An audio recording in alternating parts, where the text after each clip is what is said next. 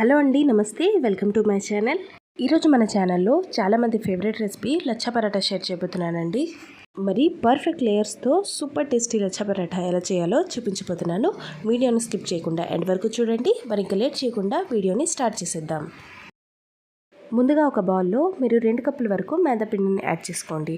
మైదా పిండికి బదులుగా గోధుమ పిండిని కూడా యూస్ చేయొచ్చండి. కానీ ఒరిజినల్ లచ్చా పరాఠాని మైదాపిండితోనే చేస్తారు. అందుకే నేను ఇక్కడ మైదాపిండితో చేసి చూపిస్తున్నాను. ఇప్పుడు 2 కప్పుల మైదాపిండికి ఒక అర టీ స్పూన్ వరకు ఉప్పు, ఇంకా అర టీ స్పూన్ వరకు పౌడర్ షుగర్ని యాడ్ చేసుకోండి.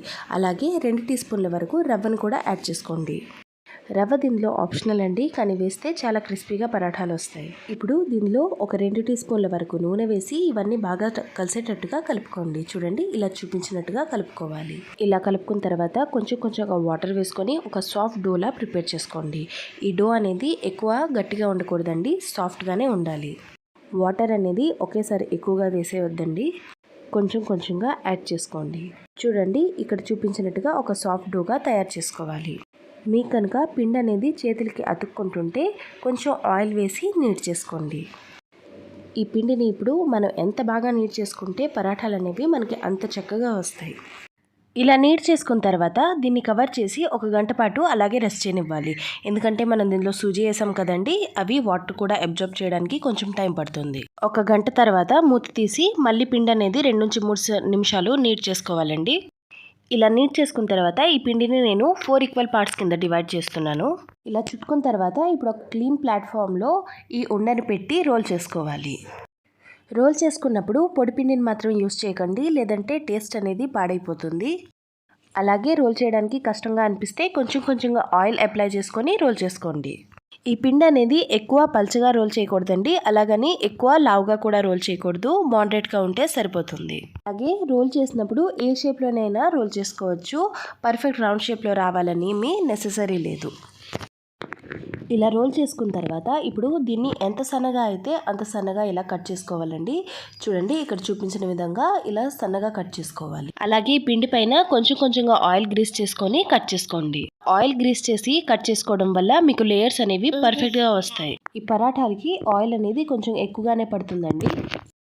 ఇలా మొత్తం కట్ చేసుకున్న తర్వాత ఏదైనా వన్ సైడ్ నుంచి నైఫ్తో అయినా చేత్తో అయినా ఇలా లిఫ్ట్ చేసుకుంటూ ఫోల్డ్ చేసుకోవాలి. గుర్తుపెట్టుకోండి, వన్ సైడే ఫోల్డ్ చేయాలి, 2 సైడ్ నుంచి ఫోల్డ్ చేయకూడదు. అలాగే ఫోల్డ్ చేసినప్పుడు కొంచెం దగ్గరగా పొరలు వచ్చినట్టుగా ఫోల్డ్ చేసుకోండి. ఇలా ఫోల్డ్ చేసుకున్న తర్వాత దీన్ని ఈవెన్గా ఇలా సెట్ చేసుకోండి. ఆ తర్వాత దీనిపైన మళ్ళీ ఆయిల్ గ్రీస్ చేసుకోవాలండి. ఇలా సెట్ చేసుకున్న తర్వాత వన్ సైడ్ ఇలా ఫోల్డ్ చేసుకోవాలి. ఫోల్డ్ చేసుకొని ఈ ఎండ్ పార్ట్ని ఇలా సెంటర్కి తెచ్చి లాక్ చేసుకోవాలి. దీనివల్ల పొరలు అనేవి విరగకుండా బాగా పర్ఫెక్ట్గా వస్తాయి. ఇప్పుడు దీన్ని ఏ సైజ్ పరాఠాలో కావాలనుకుంటే ఆ సైజ్ పరాఠాలాగా ఇలా చేత్తో ప్రెస్ చేసుకుంటూ స్ప్రెడ్ చేసుకోండి. మీరు కావాలంటే రోలర్తో కూడా చేసుకోవచ్చండి, కానీ రోలర్తో చేస్తే ఎక్కువ ప్రెషర్ చేయకుండా ఫ్రీ హ్యాండ్స్తో రోల్ చేసుకోండి. చూడండి, చేతితో ప్రెస్ చేసినా కూడా ఈవెన్గా ఎంత పర్ఫెక్ట్గా స్ప్రెడ్ అయిందో.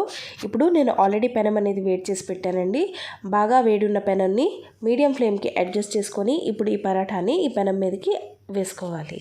ఇలా వేసుకున్న తర్వాత మంటని మీడియం ఫ్లేమ్లోనే పెట్టుకొని ఈ పరాఠా కాల్చుకోవాలండి. మనం మైదా వాడాం కదండి, అలాగే ఈ పరాఠా కొంచెం థిక్గా ఉంటుంది, కాలడానికి టైం పడుతుంది. అందుకే మీడియం ఫ్లేమ్లో పెట్టుకొని మాత్రమే కాల్చుకోవాలి. ఒక 30 సెకండ్స్ కాలిన తర్వాత ఇప్పుడు ఫ్లిప్ చేసుకొని ఇంకొక సైడ్కి టర్న్ చేసుకోవాలి. టర్న్ చేసుకున్న తర్వాత ఇప్పుడు ఆయిల్ని గ్రీస్ చేసుకొని కాల్చుకోండి. మళ్ళీ సేమ్ ప్రొసీజర్లో మళ్ళీ ఫ్లిప్ చేసి ఇంకొక సైడ్ కూడా కాల్చుకోవాలి. ఈ పరాఠా లోపల వరకు బాగా కాలి ఇంకా బయట నుంచి లేయర్స్ అన్ని విడివిడిగా అయినంత వరకు ఇలాగే కాల్చుకోవాలి. రండి, పైన పొర కనిపిస్తుంది కదా, ఆల్రెడీ సగానికి కాలింది. ఇలా మధ్యలో ఆయిల్ని స్ప్రెడ్ చేసుకుంటూ ఫ్లిప్ చేసుకుంటూ కాల్చుకోవాలి. చూడండి, ఒక 5 నిమిషాలు కాలిన తర్వాత లేయర్స్ కూడా ఇలా విడివిడిగా కనిపిస్తున్నాయి.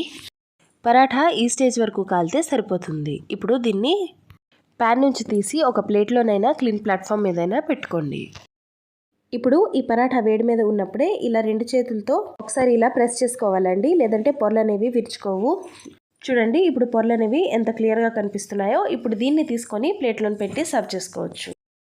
నేను మీకు ముందు చూపించిన ప్రొసీజర్లో పరాఠా చేయడం కష్టంగా అనిపిస్తే నేను ఇక్కడ ఇంకో మెథడ్ చూపిస్తున్నానండి. ముందుగా పిండి ముద్ద అనేది ఇలా స్ప్రెడ్ చేసుకోవాలి. స్ప్రెడ్ చేసుకున్న తర్వాత దీనిపైన ఆయిల్ని గ్రీస్ చేసుకోవాలి. ఇలా బాగా ఆయిల్ గ్రీస్ చేసుకున్న తర్వాత మనం చిన్నప్పుడు పేపర్స్తో విసనగర్రలు అనేవి తయారు చేసేవాళ్ళం కదండి. అలా ఫోల్డ్ చేసుకోవాలి. వన్ సైడ్ ఇలా లిఫ్ట్ చేసుకొని పెట్టి మళ్ళీ ఇంకొక సైడ్కి ఇలా ఫోల్డ్ చేసుకోవాలి. చూడండి, మళ్ళీ చెప్తున్నాను, ముందుకి ఇలా ఫోల్డ్ చేసుకొని మళ్ళీ బ్యాక్ సైడ్కి ఫోల్డ్ చేసుకోవాలి. ఇలా మొత్తం ఫోల్డ్ చేసుకున్న తర్వాత దీన్ని ఈవెన్గా చేసుకొని దీనిపైన మళ్ళీ ఆయిల్ అనేది గ్రీస్ చేసుకోవాలి. ఆయిల్ గ్రీస్ చేసుకున్న తర్వాత మనం ముందు ప్రొసీజర్లో ఎలాగైతే పరాఠాలకి చుట్టుకున్నామో సేమ్ ప్రొసీజర్లో దీన్ని కూడా వన్ సైడ్కి చుట్టుకొని ఎండ్ పార్ట్ని ఇలా సెంటర్కి తెచ్చి లాక్ చేయాలి. ఇక్కడ నుంచి మళ్ళీ సేమ్ ప్రొసీజర్ అండి. సేమ్ పరాఠాలు ఎంత సైజ్ కావాలి అనుకుంటే అంత సైజ్ ఇలా చేతులతో ప్రెస్ చేసుకుని స్ప్రెడ్ చేసుకోవాలి. స్ప్రెడ్ చేసుకున్న తర్వాత వేడి పెనాన్ని మంటని మీడియం ఫ్లేమ్కి అడ్జస్ట్ చేసుకొని ఈ పరాఠా వేసి మీడియం ఫ్లేమ్లో బాగా కాలనివ్వాలి. అంతేనండి, ఉంది కదా చాలా సింపుల్గా. మరి ఈ రెసిపీ ఒకసారి తప్పకుండా ట్రై చేసి చూడండి.